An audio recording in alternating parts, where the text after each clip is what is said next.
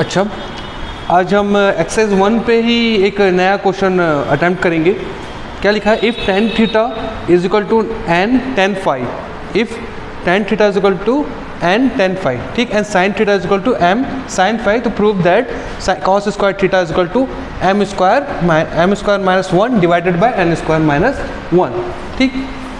तो ये तुम्हारे जो पूरे एक्सरसाइज में शायद यही पूरा एक्सरसाइज सबसे टफ क्वेश्चन है, तो इसको ध्यान से देखना, इसको ध्यान से देखना, ठीक है।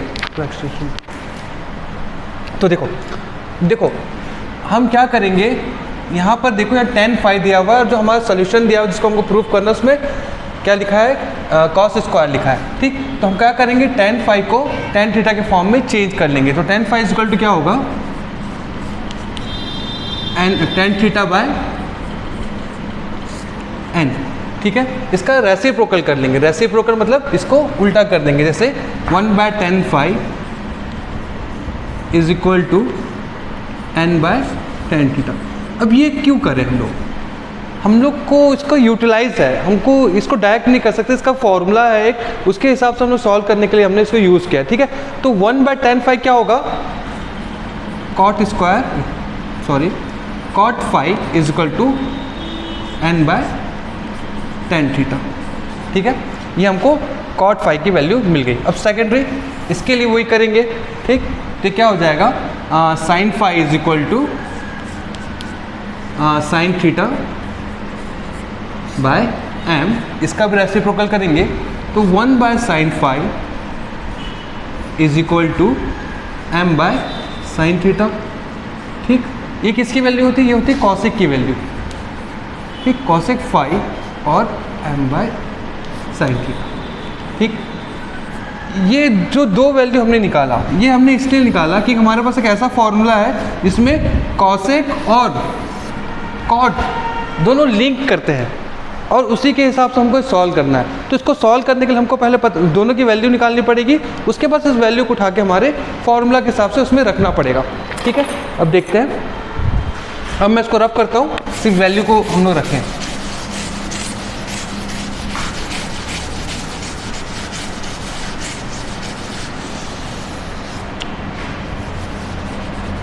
देखो ये फाई और जो फॉर्मूला में थीटा लिखा हुआ है वो सिर्फ एंगल को रिप्रेजेंट करने का तरीका है, ठीक है, कुछ अनोखा चीज़ नहीं है। यहाँ पर एंगल को रिप्रेजेंट करने के लिए हमने फाई का यूज़ किया है और हमने जो फॉर्मूला में यूज़ किया है उसमें थीटा का यूज़ किया है, ठीक है। तो अगर मैं उस थीटा की जगह फाई को यूटिलाइज कर लेता तो कुछ गलत नहीं होगा, ठीक है। जो इस फॉर्मूला से कोरिलेट करने का जो बेसिक फॉर्मूला है वो क्या होता है? कॉसेक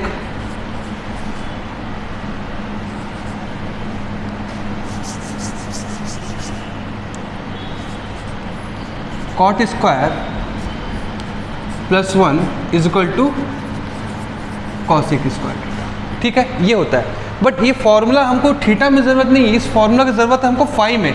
तो अगर इसको फाई लिख लूँगा तो कुछ गलत नहीं हो जाएगा, ठीक है, क्योंकि हमारे पास फाई की वैल्यू है तो इस फाई की वैल्यू को हम यूटिलाइज कर सकते हैं, इसलिए उसको हमने ऐसा लिखा, ठीक है। अब देखो इसको, हम इसको कॉट स्क्वायर को मैं वहाँ लेके जा रहा हूँ, तो कॉसेक स्क्वायर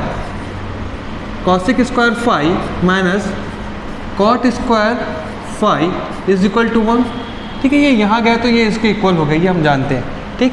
अब वैल्यू रखो, ठीक। तुम्हारे कॉसेक की वैल्यू क्या लिखी है? m/sin थीटा, ठीक, इसका स्क्वायर, ठीक। कॉट फाई की वैल्यू क्या लिखी है? n/tan थीटा, पूरे का स्क्वायर इज इक्वल टू 1, ठीक। अब यहाँ से सोल्यूशन शुरू होगा, यहाँ सब इसके सब्स्टिट्यूट यूज़ हो रहा था, अब ये सोल्यूशन शुरू होगा यहाँ से।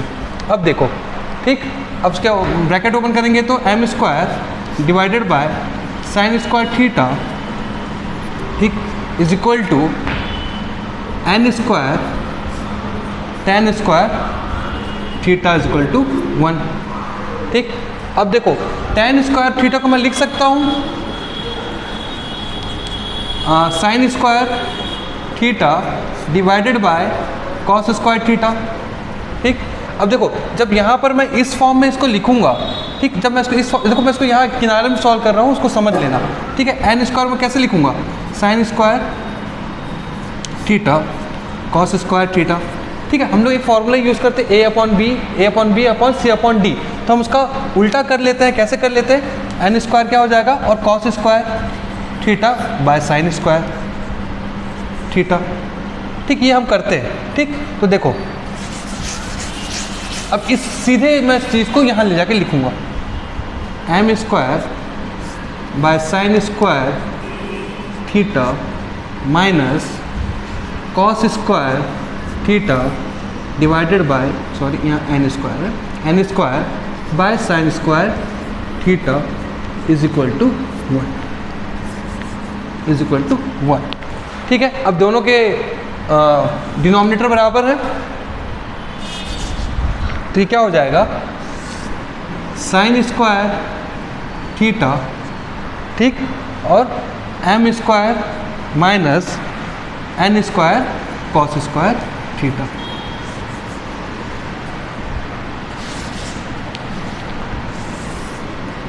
ठीक, ये थोड़ा सा अलग रखना, मैं समझ में आया इसलिए कर रहा हूँ। ठीक, इज इक्वल टू 1। ठीक है, अब आगे देखना, इसका क्रॉस मल्टीप्लाई कर देते हैं, तो m square minus n square cos square theta is equal to sine square theta, बराबर है। अब देखो साइन स्क्वायर थीटा को मैं लिख सकता हूँ ना, साइन स्क्वायर थीटा क्या लिख सकता हूँ, 1 माइनस कॉस स्क्वायर थीटा लिख सकता हूँ, इसमें कुछ गलत नहीं है। ठीक, m square minus n square cos square theta is equal to 1 minus cos square theta. ठीक है, अब मैं इस 1 को यहाँ लेकर आऊँगा और इस n वाली वैल्यू को जो cos के साथ है, क्योंकि cos कॉमन निकालना है मुझे, क्योंकि cos स्क्वायर थीटा से कोरिलेट हो रहा है, तो मैं cos की वैल्यू को वहाँ ले जाऊँगा, और ये यहाँ निगेटिव हो तो यहाँ पर जाकर क्या हो जाएगा, ये पॉजिटिव हो जाएगा। अब देखो 1 इस तरफ आया, ये माइनस हो गया, ये उस तरफ जाएगा पॉजिटिव हो जाएगा, तो n square cos square theta minus cos square theta. ठीक, अब मैं इसको थोड़ा सीधा करके लिख रहा हूँ, इस स्टेप में मैं कुछ नहीं कर रहा, सिर्फ इसको सीधा करके लिख रहा हूँ, n square cos square theta minus cos square theta is equal to m square minus 1। ठीक है, -1, इधर रफ कर रहा हूँ ना, देख लेना।